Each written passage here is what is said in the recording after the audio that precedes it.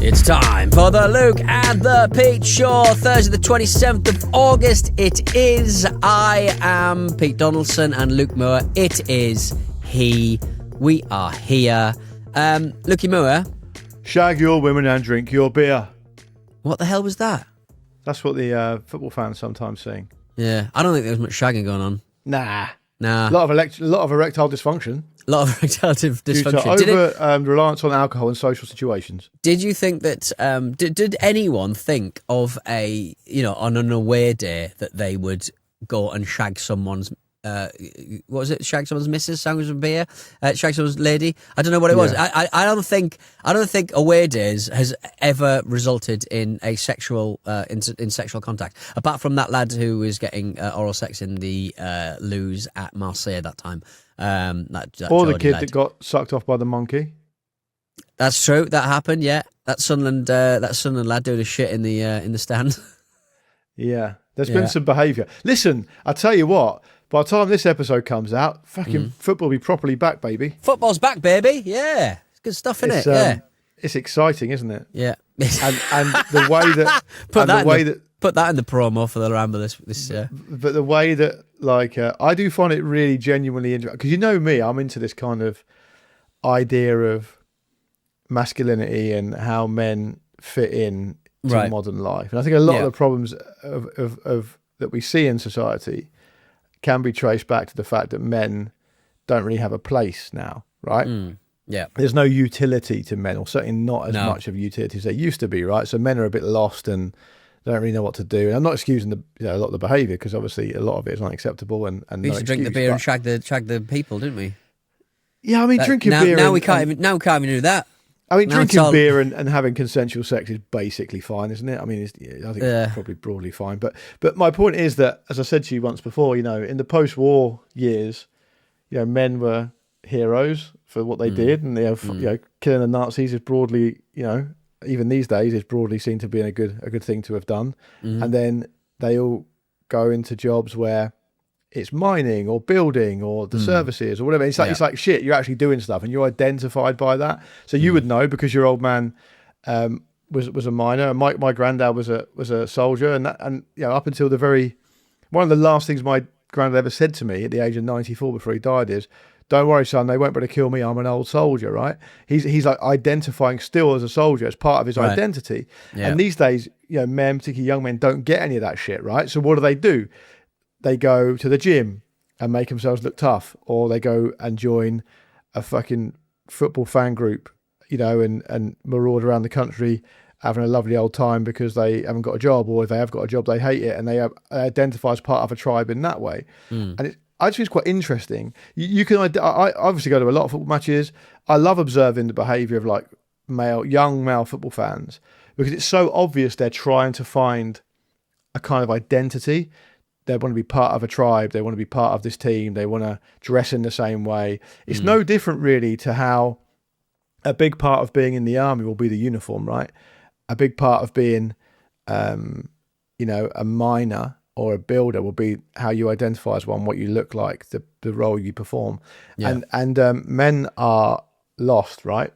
So a lot of them go down these really unhelpful avenues with people like Andrew Tate and stuff like that, and because Andrew Tate's basically a cartoon version of what being a man is, right? So that's identifiable. They can understand that. They think, okay, it's okay to be like that because he's like that. But to me, when you see a load of lads on a train going to a football match, the hierarchy is interesting, the tribal nature of it is interesting, the way they behave is interesting, and the bravado of it is interesting. And do I think that more than 1 or 2% of them actually talk to women or fight other men? No, I don't. No. But they want to be seen to be doing that. Do you not find that interesting? Well, everyone's just got a cosplaying, aren't they? I was watching it. It is cosplaying, isn't it? Definitely. We're watching a kind of like a true crime. It wasn't really true crime, I suppose. It was this girl who on Netflix yesterday. We were having our spag bol. We were a young lass who was basically just very sort of into sort of modelling and kind of showing herself off on Instagram or whatever, as most of her friendship group were. How did that get on my feed? You said to your partner. She just decided at one night to just smash a car with her two friends and her boyfriend and a friend into a wall. Right. And the parents seemed a little loosey-goosey, let's say. And everyone was just like, oh, I thought this girl was like, to see her kind of a few weeks after the crash, after she'd killed her boyfriend and her friend, deliberately it seeed. They died. She went to prison for murder. Right. And she and the like a few weeks after, she was basically posting pictures of herself dressed in like Halloween clothes, going like just going out to Halloween, and like and I think a brand got in touch, like one of those shitty Instagram brands got in touch with because she's a pretty girl on Instagram. And said, oh, we'd love to use you as like one of our brand ambassadors or something. And she replied in public, sort of saying, oh, I'd love to. And it was like days after the crash, like 3 or 4 days after the crash. Oh yeah, I'd love to. I've been trying to get in touch with you guys loads of time. I'd love to be a brand ambassador. And it's like, fucking hell, mate. Fucking hell. It's all very dark, isn't it? Like the people who you wouldn't sort of ever hear about because, they're just, they live in their sort of buttfuck towns. And just kind of like, marry someone well off and just, disappear into being a conceited, rotten person. They're just out there and you can sort of see their horrible life's work. What was the motive for what she did? It seemed that she was very controlling and very sort of like she'd sort of flip out and, decide she was going to try and attempt to smash stuff up. They had a very toxic relationship, it seemed. But yeah, it was pretty full on to kill both. Like she literally just drove down the road at like 90 miles an hour. Well, how did she survive then? I fucking God knows, absolutely wild. Absolutely terrifying. Yeah, wild, isn't it? Wild. Do not get in the car with someone like that. That would be my advice. No. But Pete, how is that relevant to what I was saying? What's the connection? Well, just that everyone's on kind of everyone's on parade, everyone's cosplaying as somebody who they're not, basically. And my example being that she kills someone and then like 3 weeks later she's sort of Halloween as this happy sort of person who's like the social media stuff it isn't real, but that I think that extends into real life now. We just sort of walk into a room and pause, don't we? We pretend that what we've been, we tell people what we've been doing as if that's some kind of like cultural cachet. When 5 years ago that would just be the reserve of social media. It's all an extension, isn't it? I suppose. And like me eating roll mops in the toilet that time. Yeah, but the thing about that is you did that for your own enjoyment. That came out. It's got incidentally, really. You didn't post that on Instagram. No, you're my Instagram. You're my Instagram. I know. You kind of. I feel a bit like who's that guy who started the Mormon church because he had those golden plates and he delivered it to the masses? Joseph Smith. Right. Okay. So I feel like that. I deliver the good news, the gospel from the Donaldson, exactly. From the desk of Donaldson. Donaldson sermon to the masses, and you don't have to muddy your hands by sticking it on your socials because you just let other people do it for you. It's actually quite a big power move thinking about it. It is, yeah. Right, take this down, will you? Take this down, will you, secretary? I just feel I've curated people who know me and people who understand me. People who tolerate me more than anything else. No, I do. Think they might like this. I can't be arsed with everyone else, to be honest. I cannot be arsed. Well, large parts of you are unknowable, I think, even to yourself. Yeah, but the parts I do know of you, parts of my lungs haven't been seen for a little while. How are your lungs, by the way? Terrible, still awful. What's going on here? I don't fucking know. Just can't breathe. When LC was over a few weeks ago, he told me that his friend has just had a double lung transplant. Gimme. So it is doable. Just muting Mike there so to have a little cough. I just give me them now. But I presume I'm scared that it's other parts of my body getting involved with my lungs, doing stuff, and I just sort of feel like that if I install new lungs, it'll be something else it'll be just be the same as the old. It's new I guns, like same that as the old you guns. use the term install as well, like it's a computer program. I will install the lung zip file, extract it, and update it.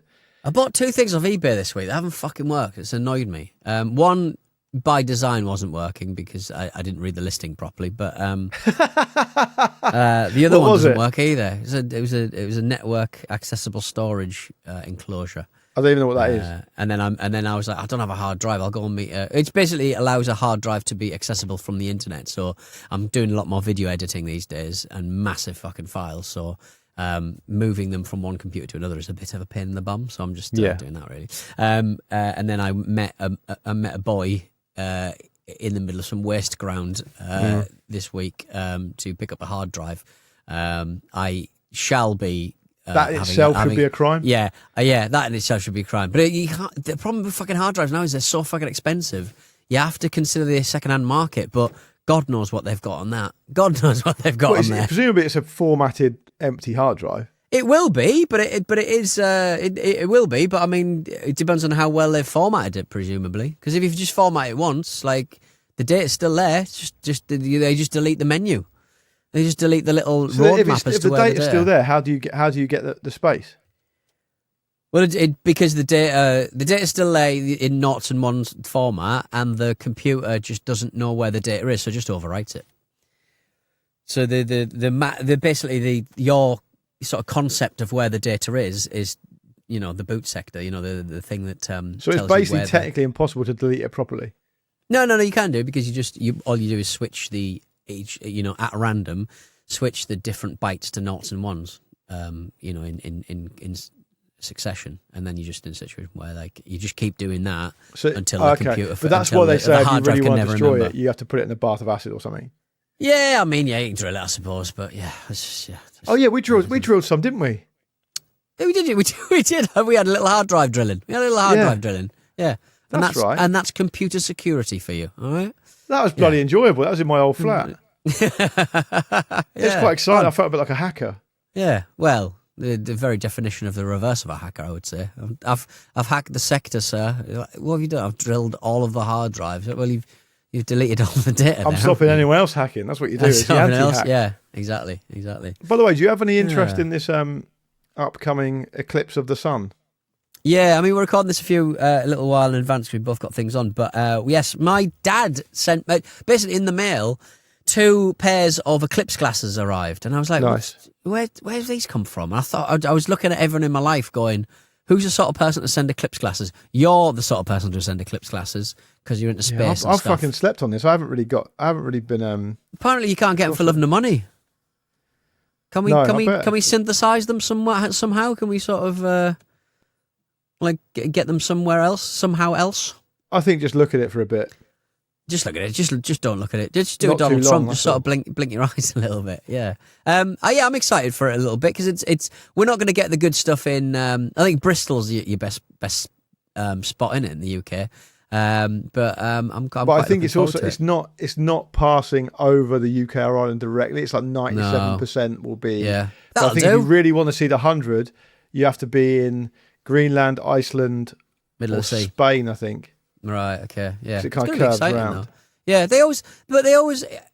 It's the sort of thing. It's a sort of like weird thing that we should hang our hats on a little bit more. Like these sort of eclipses come out of nowhere, and they're like, "Oh, we're doing an eclipse today." I was like, "What? I didn't realize that. Like, why does my dad send me eclipse glasses?" And it's like, I think that should be more important. There should be some kind of change in the months. There should be an extra month when there's an eclipse or something. Do you know what I mean? Because it's such a seismic thing where the sun what do you reckon literally goes dark. Peoples would have thought about it?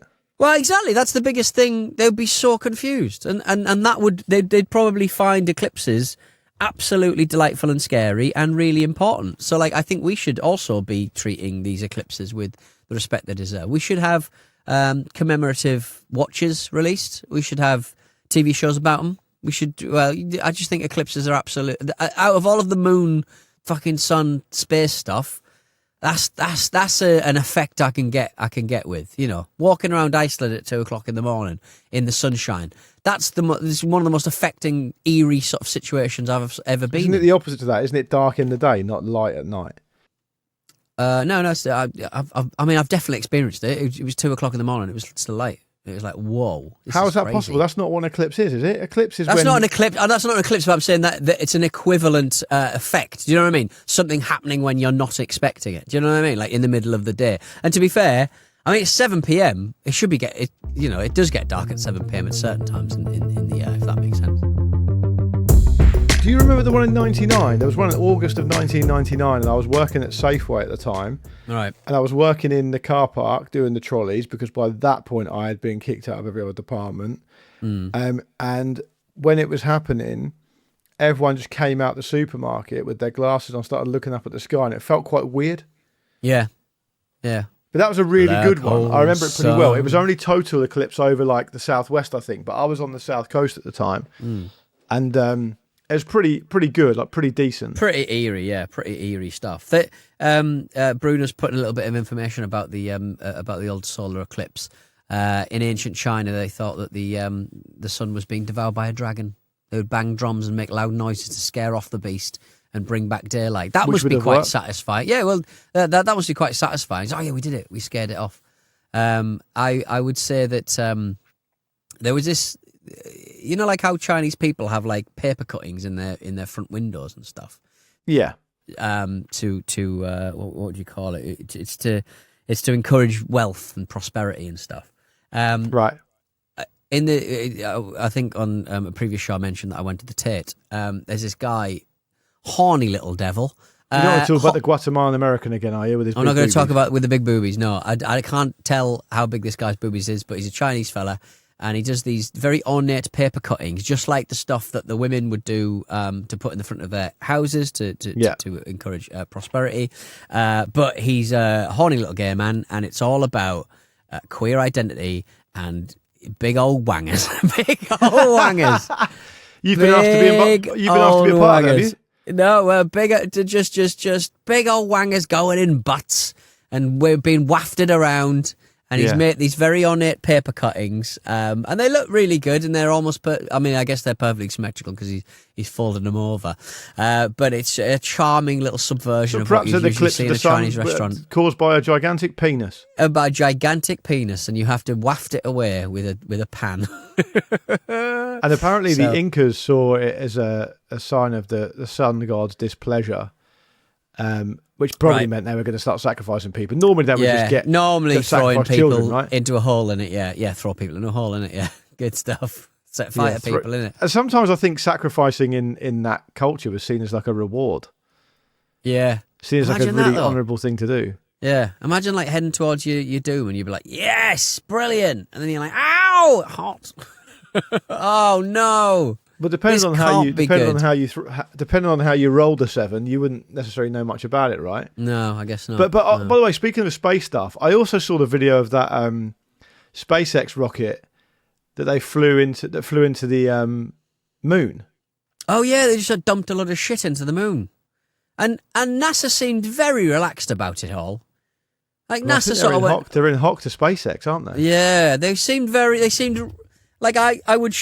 You'd surely hear like from NASA sort of saying, "Yeah, this isn't great," but like they were quite sort of, it's going to be a fascinating, thing to see, and it's a fascinating scientific experiment, seeing a big lump of metal smashing into. Did they do it on purpose to throw stuff up in the air so they could study it, or was it an accident? No, I think they were just absolutely retconning they were just absolutely just making it up. They were saying, it's going to be absolutely fine. It's gonna be absolutely fine. I don't think you should be doing it either. I think there have been projects in the past to kind of fly things into the moon to see what stuff comes up, to teach us about the makeup of the moon and stuff like that, right? But well, this was just something that just happened.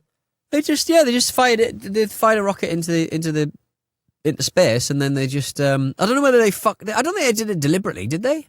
Apparently in 2009, NASA did do it deliberately. Yeah, well, this one's unintentionally crashed into the moon at high speed. Was Elon Musk on it? Well, with any luck, maybe Donald Trump in his little didn't he get into his flight with a catering truck? That was a fun story, wasn't it? Yeah. Remember he had to swap planes. Yeah, so he got on the plane. There had been a credible threat to him from some Iranian source. So he got on Air Force One, and then got waved to everyone, went out the other door into a catering truck and into another plane in secret and flew in that one instead. And there were two Air Force Taylor Ones. Swift. It's like Taylor Swift. That kind of When she jumps in the pool. No. She would get through the crowd at like Wembley and stuff in like a kind of like a little what do you call it? Like a bin, basically. Do the old Jose Mourinho. The old Jose Mourinho, yeah, exactly. So yeah. The one thing I was disappointed about with the Jose Mourinho documentary, which I've seen, was there was no mention of the laundry bin. Right. Okay. Yeah. There was not even right. That's one of the fun aspects of it. I That's did question problematic. the director about it, and he said that you can't include everything. Right. Okay. So yeah, but include that. Yeah. I was interviewing a guy who did a wrestling book, and he was saying like, I was one of the bits he put in was about Eugene, a wrestler, a problematic wrestler, who's basically a disabled boy, who he still wrestles now as on the indies, and he would wash his pants every 2 days, and he was like, and I was like, I wanted more information like that. I want to know how often wrestlers wash their pants. I want to know how they get their pants I know what you clean. mean. I'm like, put more of that stuff in. I don't care about them headlining, Madison Square Gardens. I want to know how often they wash their pants and where they do it. I totally agree. I enjoyed the Mourinho documentary. I thought it was good. I thought that the team, the guys who made it did a really good job, and the producers are really big Ramble fans, so that's why we had him on the show, and he was delighted to be on the on the Ramble episode that we did for our Patreon subscribers. It's fucking funny because I showed him the intro script, and he was like, "What? And I can say my name?" I said, I can say, "I'm Miles Coleman." I was like, "Yeah." He was like, "Oh right, amazing." Nice. And then he Instagrammed about it anyway. But the point I was just going to make was that, like, I think I could do without another 45 seconds of John Terry talking about how much he loves Mourinho. Just give us the laundry basket Just story. give us the laundry basket stuff. How did you get in? What did it smell of? Was it, did it have that lovely kind of, when you put sports clothes, unwashed sports clothes in one place, they start to smell like ammonia very quickly. I've had that experience before. I remember that when I had the Ramble kit once. Yeah. And I didn't get around to it for ages. And the chemical reactions are fucking real, man. They start, amazing. Yeah. Why does it smell like, why does it suddenly smell like the sort of ammonia that could bleach your hair? It's amazing. Absolutely. Have you tried bleach your hair with it? No. I keep threatening to bleach my hair. I think you should. Bruno did it. Producer Bruno did it. Bruno did it, yeah, but he's a young man though, isn't he? Yeah, it still looked abysmal. It looked appalling. With my work dad hat on. It's like, what have you done there? Work dad. Stop saying work dad. My ex-boss used to do that, and I didn't care for it. No, I said with my work dad hat on. I've put it on for a second. I've taken it off again now. My boss used to say, I'm very proud of my work children. But then bleach it again. Producer Bruno's in the live doc, and he says, I'm going to bleach it again now. Oh, that's absolutely the correct response. Yeah, exactly. Absolutely the correct response. He's getting involved this week because on the last record he wasn't there, and we had trouble with his chance. He missed his chance. We had trouble with Luke's tech, so we had to stop and start. Did we? We did. We had to stop and start. Remember? And we're going to. He'll have to deal with that edit. I fixed it myself. Though. Didn't need a producer to help me. Didn't need a producer. Let's go. Let's get out of here. Let's smash our Luke and Pete show faces into the side of a big moon. We'll be back next time out. hello@lukeandpeteshow.com is the way to get in touch. We're going to be reading some emails out next time. Yeah, definitely. I've got a couple of good ones, actually. I fucking promise it. We'll see you then. Ta-ta. Bye.